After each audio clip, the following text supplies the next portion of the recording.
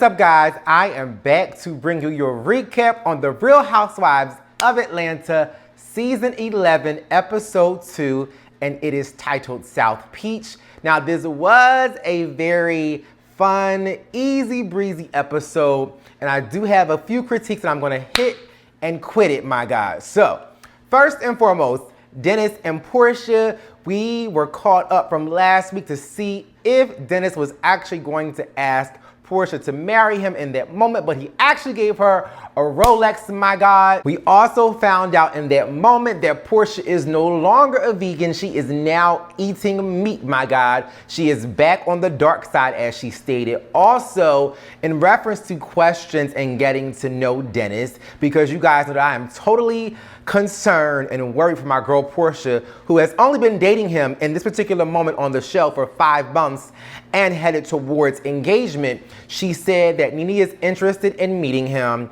and she's asked various questions like where did he go to school and his background and so on and so forth.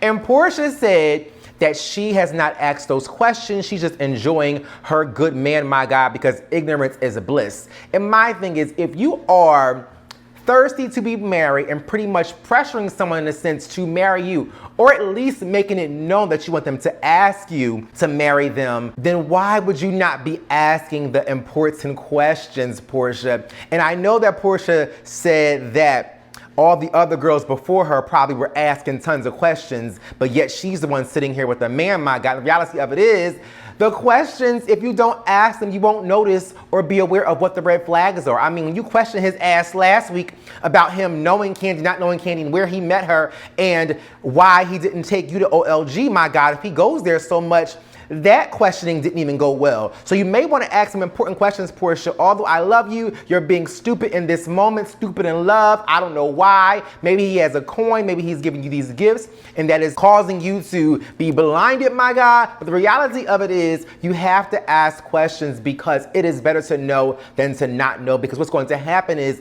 later on down the line, there will be surprises that will pop up and you will get to know him because you don't know the real him, my God. And then you will have a failed marriage once again, and now you're actually pregnant, my God. So not only will you have a failed marriage where you could actually sever the ties and go your own way, you're going to be connected to this man for at least 18 years of your child's life, my God, if not longer, because you will always be the mom and he will always be the dad, my God. Also, I think in that moment, Dennis asked when he was going to meet Porsha's mom, and I'm not sure if you guys are just as alarmed as I am that Dennis has not met Porsha's mom, especially if they're on the road to be engaged, my God. I would think that like your mom, your father, those are some important people that your spouse needs to meet if you are taking it this seriously. Then this whole disgusting moment where we found out that Porsha and Dennis share the same toothbrush. I mean, the whole entire cast was gagging when Porsha told them about them sharing a toothbrush and asked if they share toothbrushes with their husbands or boyfriends, my God. And that is totally disgusting. Like Eva said, you use your toothbrush to remove tartar, to remove plaque, my God. So why would you share someone else's toothbrush? That was so disgusting. And I think the interesting thing was we saw a side of Dennis that maybe Porsha has never seen before, because the reality of it is, she claims they have been sharing toothbrushes all along, my God. And now on TV, he's hesitant to admit and give her his toothbrush. So if you're gonna do it behind closed doors and can't do it on TV, that means you have something to hide, in my opinion, my God, because it's nasty as hell. And if you're gonna be nasty, at least own your nasty, and that is something that you actually do, because Porsha was thrown off because she said, if we do it at home, why is it a problem in Miami? No, Porsha, it's not a problem in Miami. It's a problem because now you're on TV exposing that you both use the same nasty ass toothbrush, my God. Then that whole moment where we found out that Dennis left Porsha in the hotel room between the hours of 1 a.m. and 4:30 a.m., my God, that is alarming as well, because those are definitely booty call hours, my God, especially for someone who is either an athlete, a basketball player, someone who has a coin, who is in the spotlight, who has a business, my God. Those are significant hours, because those are the hours that you designate for your booty calls or your side chicks. So the fact that He left Porsha on her birthday weekend. I want to give him the benefit of the doubt and say maybe he was planning more things for her, but there is nothing that you can plan between the hours of 1 and 4:30 a.m. And him going out to hang out with his homeboys that time of night, my God, is still alarming to me. So we are still keeping watch and keeping an eye, my God, on Dennis, because I want to wish the best and hope for the best for Porsha, because I love love, and I love when people can be in love and have a happy relationship, my God. But this does not seem healthy for Porsha at all, my God, because it's coming across like she is still stuck in the honeymoon phase of their relationship. And 5 months in, my God, things can change for the worse after a year, especially because you have not had significant time to learn and get to know the person. 5 months in is still a honeymoon phase, to where Porsha said and claims this was their first argument, my God. So if this is your first argument, that's even worse that you want to be married, because you need to have a series of arguments to figure out if this person is going to be someone whom you can have a disagreement with, have an argument with, and actually be able to reconcile and fix it in a healthy manner, and for you to not leave feeling heartbroken, demeaned, disgusted, or busted, my God. So we gotta lift Porsha up in prayer, my God, because she is not the brightest out there, my God. I mean, I don't think she's stupid or as stupid as people have tried to label her as. But in this moment, she is definitely, as I stated, stupid in love, because she is like a schoolgirl in love or a kid in a candy store, my God. And this is not a good sign so far. Really quick, I do want to share that, of course, everyone came not only for Nene's comedy show, but because she was also opening Swagalicious in Miami. And I'm going to discuss that later in this recap. But I wanted to address the knowledge that Nene shared, and that was with having a soft opening the day before your actual opening, which prevents you from having certain issues, or at least makes you aware of how to prepare for the next day.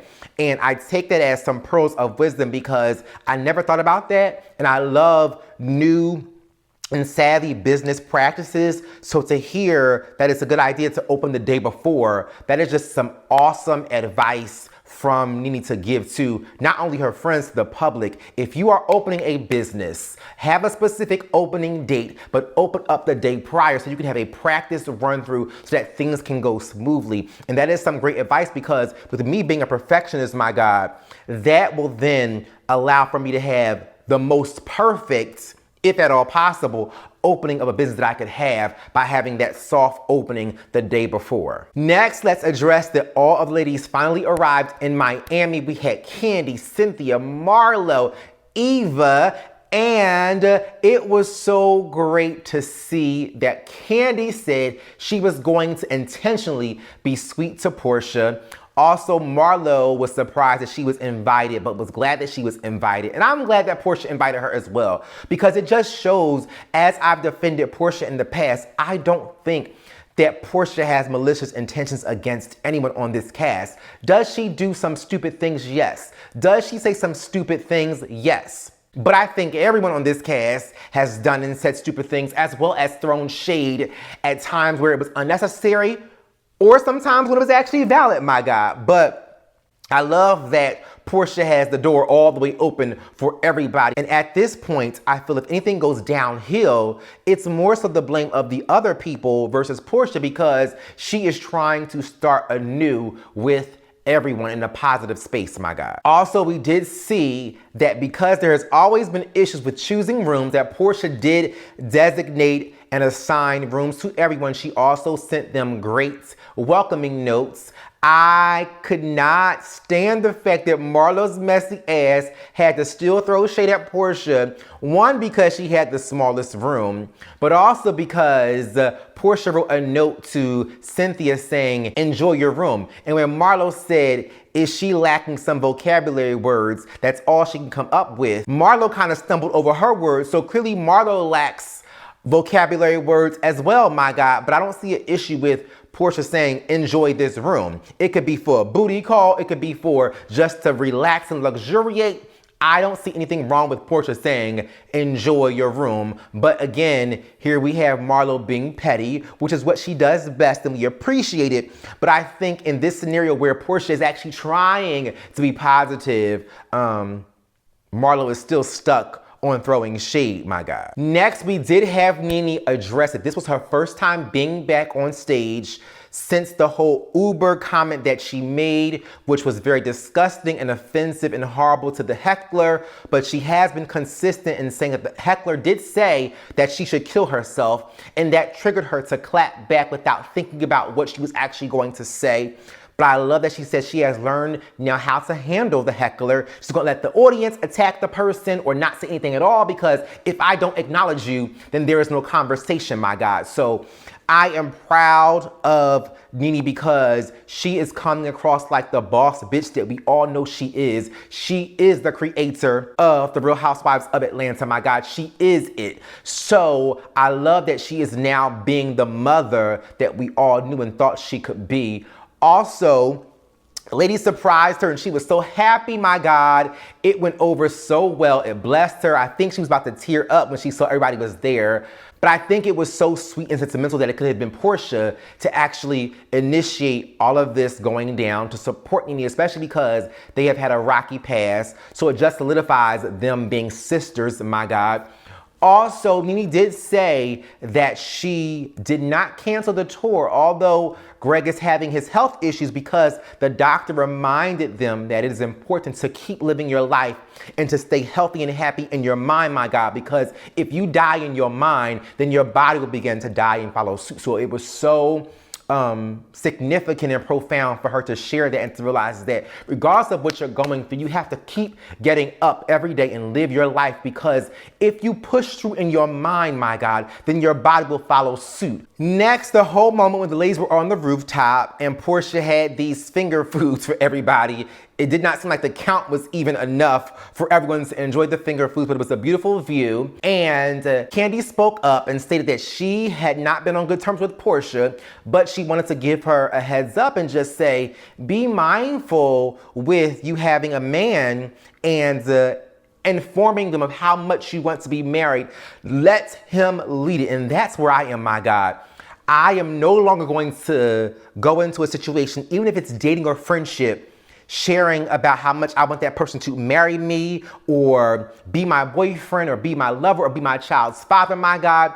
I am now going to let them lead and get to that place at their own accord, my God, because what happens is when you put that pressure on somebody, you end up either guilting them into doing what you want them to do, or they begin doing it to get something from you, my God. So although I don't think that Porsha received it well from Kandi, it was sound advice that Kandi gave to Porsha, my God. And I love when Kandi called Todd to give him a recap and an update on what was going on with all of the ladies and how they were enjoying the trip. And she said to Todd that Porsha has a new boo, and he said, you know, good for her. I love that when Kandi brought up that she had tea on her man, Todd said to stay out of it and mind your business. And that's what I think we have been waiting for Todd to do all of these seasons. It is okay to be defensive of your wife and support your wife, but at some time you have to call her out and say, you know what, boo, just stay the hell out of it. So I applaud Todd for now speaking up and not following behind Kandi's messiness and saying, you know what, just stay out of it, especially because she and Porsha are now in a positive space. They are not friends. So you have no obligation, Kandi, to even give Porsha a heads up about how messy or how problematic her dude may really be. Let her live her life and figure it out on her own, my God. Also, I will say, once Porsha realized that her room may have been taken by Marlo, because Marlo said that she has this beautiful big room, didn't realize that Porsha was staying at the same hotel. She did take over her room, which was a tad bit annoying because Marlo does have this sense of entitlement and she has never had a peach, my God. So I'm not sure why she feels so entitled to certain things. She should be the one to get the smallest room because you are not a housewife, my God. But it was funny when Nene said that Marlo should be okay with the smaller room because she is used to living in the projects anyway, my God. So I literally bust out laughing, but it was a great moment to see that all of the ladies were actually getting along for a chance. And I do want to acknowledge that moment where they all surprised Nene right before Porsha walked up late, and she gave Marlo a hug, Cynthia a hug, Eva a hug, even gave a kiss on the cheek to Kandi. And I just want to applaud Kandi for being receptive of it. It seems so genuine. It seems so organic. It seems like Kandi is really in a happy and positive space. She is definitely growing. And I know I've been hard on her in the past, my God, but I have to applaud someone when they are making changes and growing to be a better them, my God. So kudos and props to Kandi for just being open, because she has been one to hold on to things. And I think when you hold on to things, it makes yourself come across like a toxic person, and it does leave some toxicity within you. So I'm glad to see that Kandi is allowing herself to be free, not free to make Porsha comfortable, but free so that she can truly be free within herself, my God. Next, it was so surprising, my God, especially how messy of a relationship Porsha and Marlo had in the past and how bad it went as far as almost becoming another fight for Porsha. That Marlo and Porsha's ass went out on the town, my God, and were clubbing and having fun. They had that whole moment at breakfast where they were on the bed and Porsha had on Marlo's outfit and squeezed her fat ass in it. I just love that they both were able to go with the flow and learn to get to know each other, because Nene did say earlier on in this episode that they are the same kind of person and they would actually get along with each other if they got to know each other. So that was a very beautiful moment to see them getting along, having fun. And then we found out nobody else met Dennis's ass, but Marlo's ass met him and approved of him and said she loved seeing them in love and his affection towards Porsha. So I think Marlo is just stuck on the fact that he gave her a Rolex. Marlo likes a man for somebody if he is giving gifts, my God.